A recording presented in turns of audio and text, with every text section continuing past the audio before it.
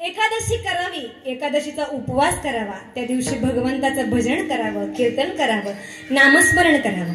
पण हे घडणं त्या भगवंताच्या इच्छेशिवाय काही सोपं नाही. मग तुकाराम महाराज काहीतरी भगवंताकडे मागतात. हे सगळं घडावं म्हणून तुकाराम महाराज भगवंताकडे मागतात. आता या अभंगामध्ये 3 प्रश्न अगदी प्रामुख्याने आपण पाहिले पाहिजेत. मागणारे कोण आहेत, कोणाकडे मागतात आणि काय मागतात, हे 3 प्रश्न अगदी महत्वाचे आहेत. मागणारे कोण आहेत, कोणाकडे मागतात आणि काय मागतात.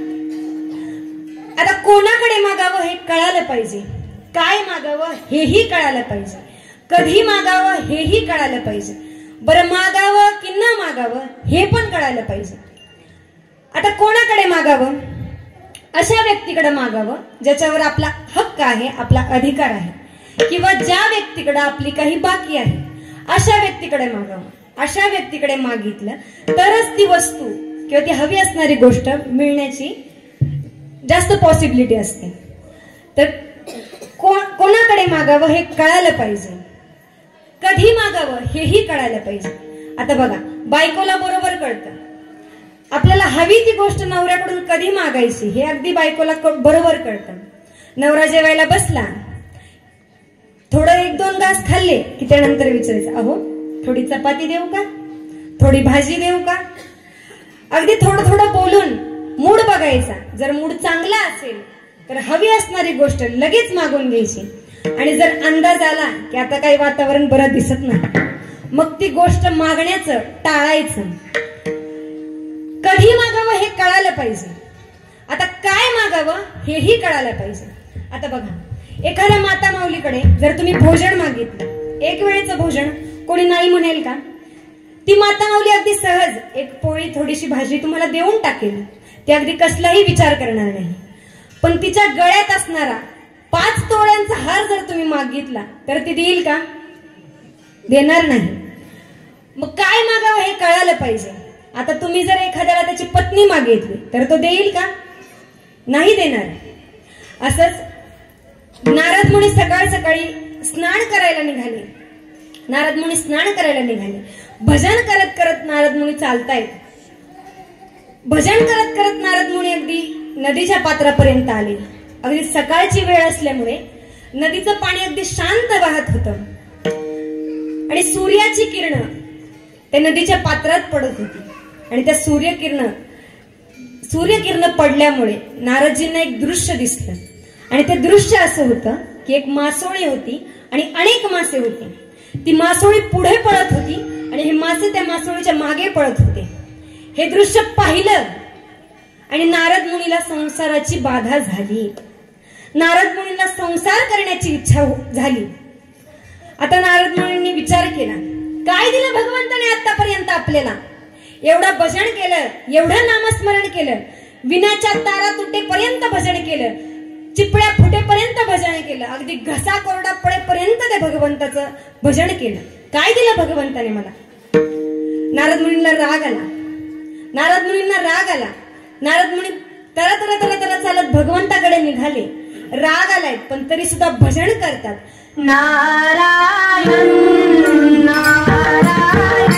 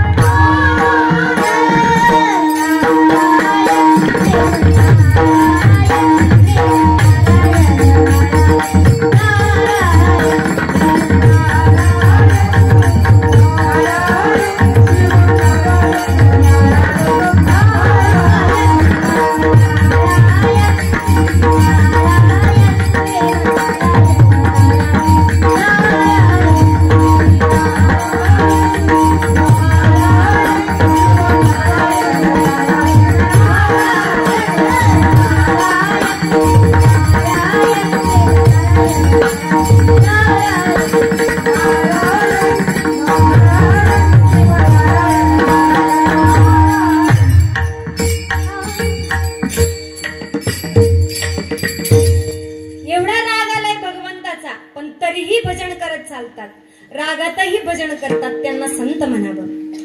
नारद मुनींना राग आला. तरा तरा तरा तरा चालत विठ्ठलाकडे निघाले, पोहोचले आणि त्या ठिकाणी भगवंताने पाहिलं. नारद मुनी आले पण रागात दिसतात. आता भगवंत दुसरं कोणालाही घाबरत नाही, पण भक्त जर रागात असेल तर भगवंताला भीती वाटते. आता नारद मुनींना एवढ्या रागात पाहिल्यानंतर भगवंताला काय करू काय नको असं झालं. पण आता नारद मुनींना सामोरे गेल्याशिवाय पर्याय नाही. भगवंताने विचार केला नाही आणि नारद मुनींना विचारलं, काय झालं नारदा, काय झालं, काय झालं नारदा, अरे काय दिलंस तू आतापर्यंत मला, काय कमी पडलं नारदा, दिलंस काय ते तू सांग, कमी काय पडलं ते सांगा हो नारदा, तू दिलंस काय ते तू मला सांगा दे. भगवंताने विचारलं, नारदा कमी काय पडले ते सांगा, तुम्हाला जे हवंय ती गोष्ट मी तुम्हाला देतो. नारदाने सांगितलं, एवढं भजन केलं, एवढं भजन केलं, माझ्या विणाच्या तारा तुटल्या, माझ्या चिपळ्या फुटल्या, माझा घसा कोरडा पडला, इतकं मी तुझं भजन केलं, पण तू आतापर्यंत मला काय दिलंस, मी तुझ्याजवळ काही मागितलंही नाही आणि तू मला आतापर्यंत काही दिलंही नाही. भगवंताने परत नारदाला विचारलं, नारद मुनी तुम्हाला हवंय काय. नारदाने सांगितलं, भगवंता आपल्याकडे जर भरभरून असेल ना तर आपल्याला दुसऱ्याची कमी दिसत नाही. भगवंताने विचार केला, नारदा असं बोलू नका, तुम्हाला काय हवंय ते सांगा. नारदाने सांगितलं, राजा देवा तुझ्याकडे जर भरभरून असेल, एवढ्या 16,108 तुझ्याकडे असतील तर माझ्या एकटीची कमी तुला कसं दिसेल. तर भगवंताने सांगितलं, नारदा एवढंच, तुला लग्न करायचं असं सांग ना. नारदाने सांगितलं, हो मला लग्न करायचे. भगवंताने सांगितलं, तुम्ही आंघोळ नाही काही नाही, असंच इथे रागात आलात, तुम्ही आंघोळ करून घ्या आणि आपण राज्यात जाऊन तुम्हाला एखादी सुंदर सुकन्या पाहू आणि तुमचा विवाह करून देऊ. नारद मुनींनी सांगितलं, नाही तुझ्याकडे एवढ्या 16,108 आहेत, मग त्यातलीच एखादी मला दे. आता देवाची पत्नी मागितली. आता माझा भगवंतही काही चतुर आहे, तो माझा भगवंत चतुर आहे. देवचा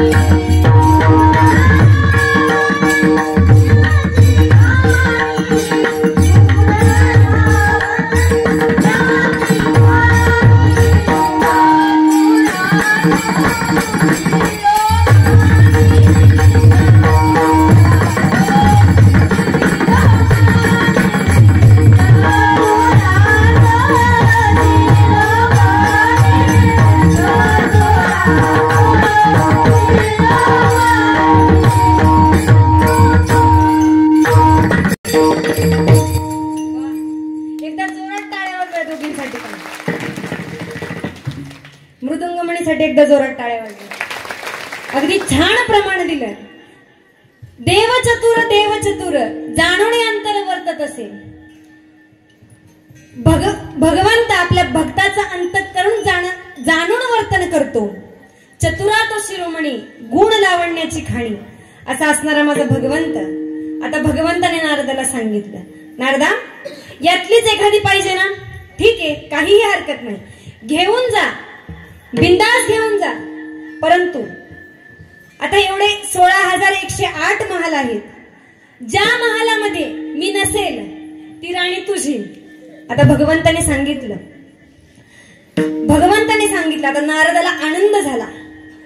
एवढे 16,108 महाल आहेत. एखादा तरी रिकामा सापडेल, एखादा तरी महाल असा असेल की त्यात भगवंत नसेल. नारदाला आनंद झाला. नारदाला आता वाटलं आता लग्न होतंय 100%. नारद पहिल्या महालाजवळ गेला. नारदाने दरवाजा वाजवला. सत्यवतीने दरवाजा उघडला.